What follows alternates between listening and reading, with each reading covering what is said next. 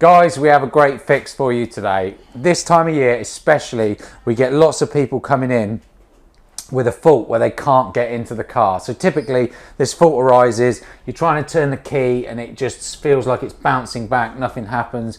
You squeeze the handle, nothing happens, the door won't open. And we've seen people that have literally got to the point that they've hacked off the door panels in order to try and get the door open. But we've got a great fix for you today. It costs you nothing to do it. So typically with this fault, what will have happened is this lever, this handle, will be stuck in on the door. So the first thing that you have to do is prise that open. Just get a pick like this and you just prise it back out. And what's actually happening, if you look at the handle I've got here, is this is just sticking in there and it's not returning.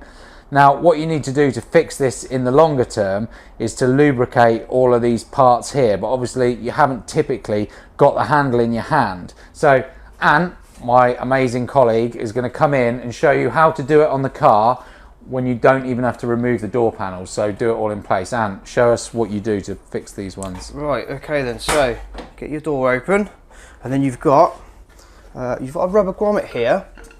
So what you want to do is you want to remove that rubber grommet and then you want to get some white grease or WD-40 and then you want to aim the white grease or the WD-40 around the handle area, so around here.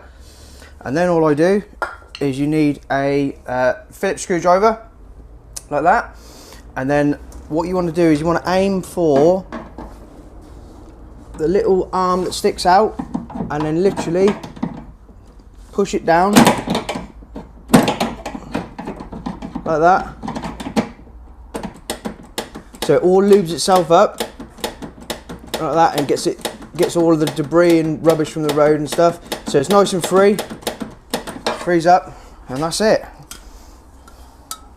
Cool, thanks guys. So yeah, all Ant's doing on the back of there that you can see through the hole is literally moving this piece up and down and getting all this covered in grease. So there you go, that could save you thousands, especially if you're not using your car all the time or it's parked on the road and it gets lots of debris. This can be a really great tip to have. That's it guys, see you soon, thanks a lot.